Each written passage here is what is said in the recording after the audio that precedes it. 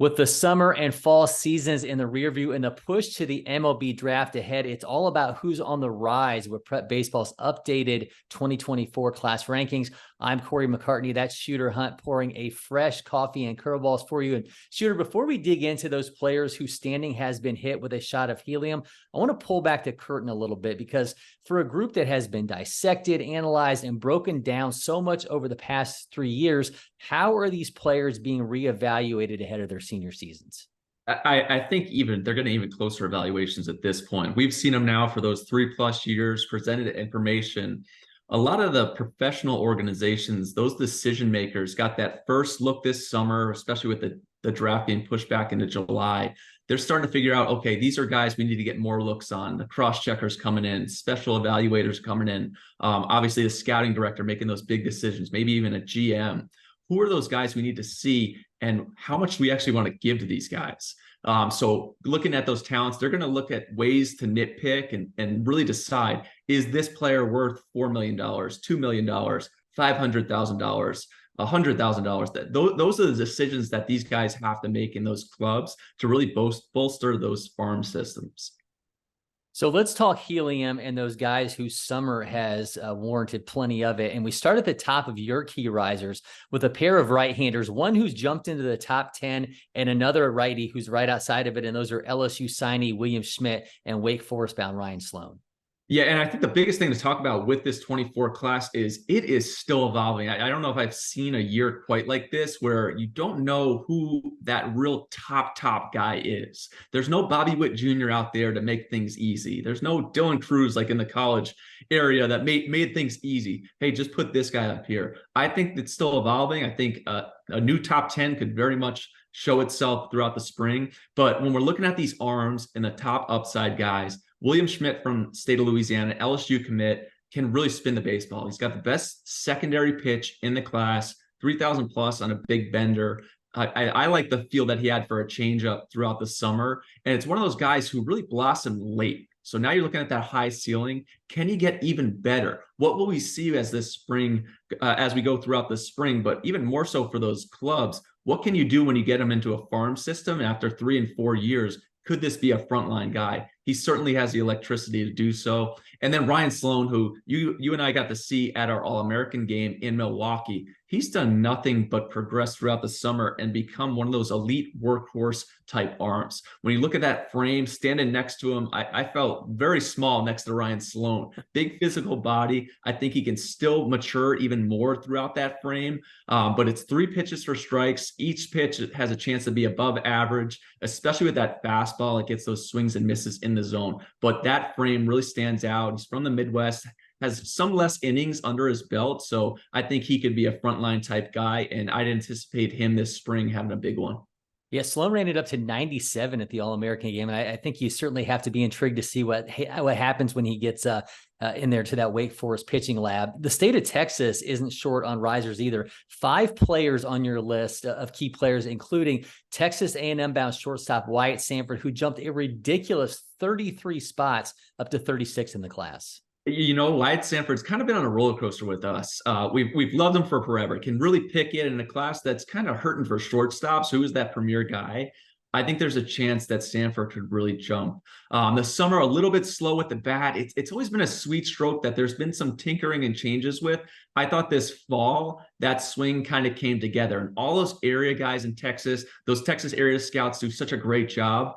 We're just waiting for Wyatt Sanford. Do something that we can pay you with. Do something that we can pay you with. I think this fall started that trend where he's come together. That swing's really working. He's going to take it into the spring where I think some more power will show, but he's going to stick at shortstop, about 6'1", 175, 180. He's got some more physicality coming to there. That's what I loved about him. And at this point, what we're saying is, all the times that we've liked him, it's kind of been that roller coaster. We're pushing in. We love Wyatt Sanford. This guy's going to be a dude. It's going to be a big spring for him. But throughout the entirety of the state of Texas, you're looking for what guy's going to jump. And there's always arms. Cooper Williams was a guy who had a huge summer. And each time out there was like, he just produced and it was quiet. There was no traffic on the bases. He went out there 1, 2, 3, showed 4 pitches for strikes.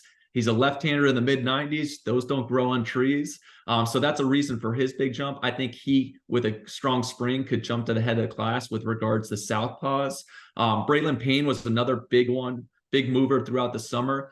There's some rawness to his game. He's from the Houston area, left-handed hitter. But the fact that he made those adjustments throughout the summer, then into the fall, it just oozes potential with the athleticism.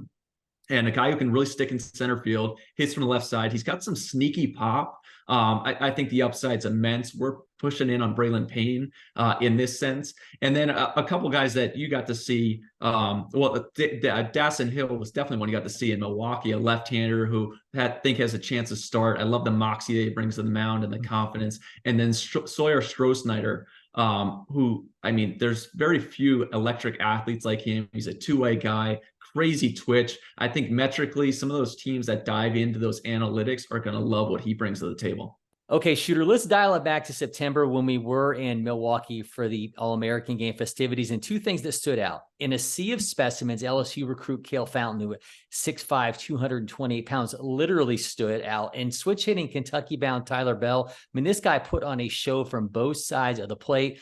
And, Shooter, they made big climbs as well as the updated rankings. Yeah, and I think Cale Fountain kind of up and down throughout the summer. There's some swing and miss here, and scouts love to nitpick, especially when you're talking about huge value on a guy. You want to get a bit of a discount there. But when it came down to it, with our meetings, we got over 100 scouts. We sit down to take all of this in. How many guys look like Cale Fountain? How many guys can do what he can do naturally with stuff that we cannot teach? And Cale Fountain has a lot of that. He comes from the state of Nebraska, hasn't had the same reps as those other guys who may be a little bit more inclined to have those better decision-making abilities at the plate right now. But 1,000 at-bats under his belt, that power is just unteachable at this point. So that's a huge push for why Cale Fountain's moving up. I mean, there's unteachableness there. And then you talked about Tyler Bell, Kentucky recruit from the state of Illinois. I mean, blue collar, just gets out there. It's a workman approach from both sides. He's in the home run derby finals there in Milwaukee. And I think all those area guys, cross checkers in the Midwest, are sneaky loving Tyler Bell. Has a chance to stick at shortstop, but he's really going to hit. And when he steps on the field, he means business. It's tunnel vision between those lines. And that's what guys love about him. It's a challenge given how much time, energy, and tweets have been devoted to these players to find names that are not on the proverbial radar. But Shooter, you've got a list, and it's headlined by a player out of Hawaii. You know, when I'm going through this list, this is now the 4th year, always looking for new guys. And our state directors and all the scouts and boots on the ground are constantly evaluating, finding new ones.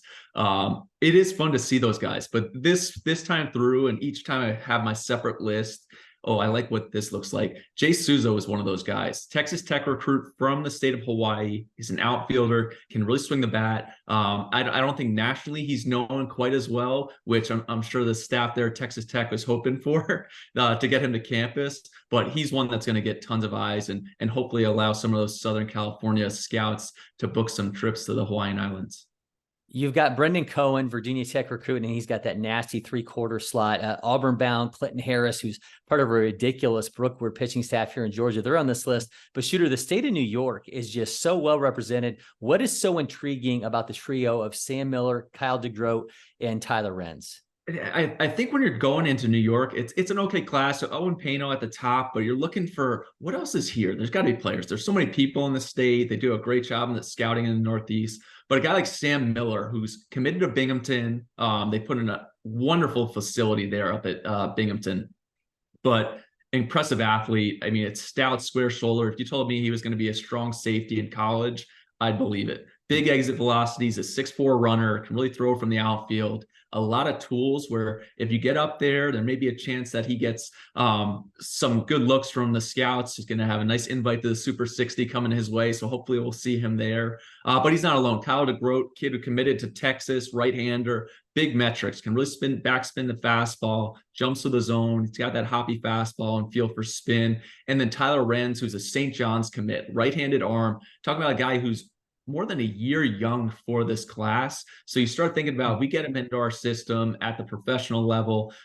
Does he make those huge jumps in the next 12 to 18 months that people haven't seen before? So I think those are three names that not many know about yet, but we're hoping to see those guys in the Northeast. I know I am when I get out there. Finally, a big Midwest flavor to round out this list. You've got St. Thomas bound Preston Ohm from Minnesota, Dallas Baptist recruit Avery Duncan out of Wisconsin, and two right-handers who are about to spin it for Iowa, and Tyler Guerin and Nick Heitman. So let's talk standout pitches for these arms. And how about Preston Ohm? Well, Preston Ohm, you're looking for those flat vertical approach guys, and Ohm's coming from a low slot. He's committed to St. Thomas, a new D1 school there in the Twin Cities. Shout out to the Tommies. But big physical frame, square shoulder, lefty, about 6'3", 6'4", hops out of the hand, 92, 93. I think it could really jump. It may happen more so when he's on campus because it is still raw, but that fastball is going to elicit those swings and misses. And then you talk about Avery Duncan, who was probably my favorite new arm that I saw throughout this scan. It's super clean. He's committed to DBU. And you look at a kid from Wisconsin going to Dallas Baptist. How did that happen? But those guys at DBU do such a great job identifying that high-level talent.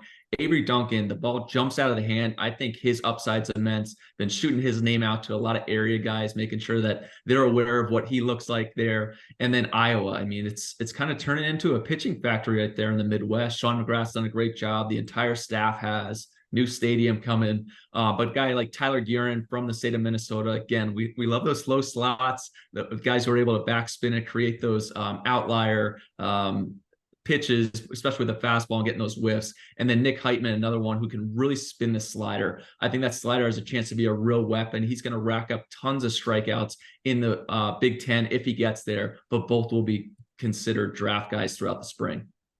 Fantastic stuff. So be sure to check out the entire updated 2024 rankings over at prepbaseballreport.com, and then go ahead and send your comments directly to Shooter on Twitter. Until next time, I'm Cory McCartney. He's Shooter Hunt, and we'll see you at the Diamond.